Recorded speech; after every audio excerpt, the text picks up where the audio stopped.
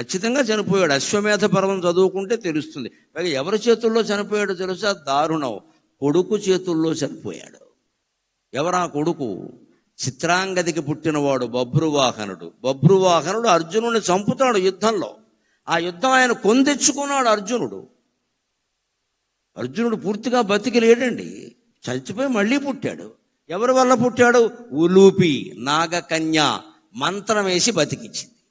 ఈ కథకి మూలం ఏమిటంటే, ఇది ఎందుకు ఇలా జరిగింది, అర్జునుడు లాంటి వాడికి కూడా చావు ఏమిటి, మళ్ళీ పుట్టడం ఏమిటి, ఎందుకు జరిగిందంటే ఎవరి కర్మ వారు అనుభవించాల్సిందే. భీష్ముడిని చంపిన విధానం ఎవరికి నచ్చినా ఎవరికి నచ్చకపోయినా, చివరికి భీష్ముడికే నచ్చినా గంగాదేవికి నచ్చలేదు. కన్న తల్లి కదా. మా అబ్బాయిని అన్యాయంగా చంపారు, మా అబ్బాయిని అన్యాయంగా చంపారు. 257 సంవత్సరాలు పెళ్లి చేసుకోకుండా, తోడు నీడ లేకుండా, కష్టసుఖాలు చెప్పుకునేందుకు మనిషి లేకుండా రాజ్యత్యాగం చేసి బతికిన వాడిని శిఖండిని అడ్డం పెట్టుకుని చంపుతారా? నా కొడుకు చావుకి కారణమైన వాడు కొడుకు చేతుల్లోనే చనిపోతాడు అని గంగమ్మ శాపం ఇచ్చిందండి. ఇది భారతంలో ఉంటుంది ఖచ్చితంగా.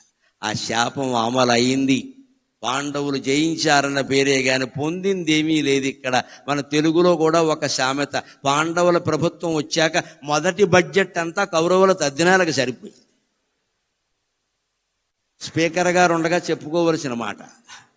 ధర్మరాజు గారి స్థానంలో ఆర్థిక మంత్రి ఎవరున్నారో కానీ వారు ప్రవేశపెట్టిన బడ్జెట్ అంతా కౌరవుల తద్దినాలకు సరిపోయింది. అందుకని తెలుగులో సామెత, పాండవుల సంపాదన అంతా కౌరవుల తద్దినాలకు సరిపోయింది. ఏమి సాధించావు నువ్వు ఇక్కడ?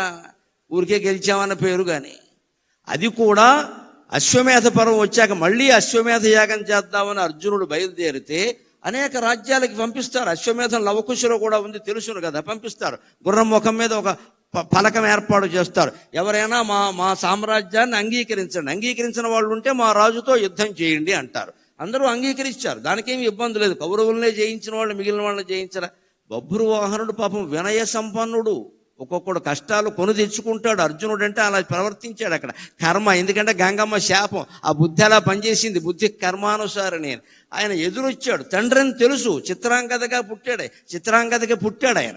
తండ్రిని తెలుసు, నాన్నగారు మీరు వచ్చారు సంతోషం, మీతో నాకు యుద్ధం ఏమిటి, ఇదిగో మంగళహారతి బళ్ళెం పట్టుకుని నేను వచ్చాను, నా రాజ్యమే మీది, మీరు పరిపాలించుకోండి హాయిగా అంటే అర్జునుడు నోట వచ్చిన మాట ఏమరాయ్, క్షత్రియపుత్రుడివి కాదురా, యుద్ధం చేయకుండా లొంగిపోతున్నావా, నువ్వు నా కుమారుడని చెప్పుకుందుకు నాకు అవమానం ఉందిరా, దా యుద్ధానికి రా అన్నాడు. పని కట్టుకుని తెచ్చుకున్నాడు.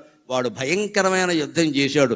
2 దెబ్బలతో అర్జునుడు లేచిపోయాడు. అది లెక్క. కాలం కర్మం కలిసి రాకపోతే అర్జునుడైనా ఒకటే, మరెవరైనా ఒకటే. ఇక్కడ ఈ వీడియో నచ్చితే లైక్ చేయండి. అలాగే మా ఛానల్ ని ఫస్ట్ టైం కనుక చూస్తున్నట్టయితే ఇప్పుడే సబ్స్క్రైబ్ చేసుకుని పక్కనే ఉన్న గంట సింబల్ ని యాక్టివేట్ చేసుకోండి. అప్పుడే మేము పెట్టే ప్రతి వీడియో మీకు నోటిఫికేషన్ గా వస్తుంది. అలాగే ఈ వీడియో పూర్తిగా చూసినందుకు ధన్యవాదాలు.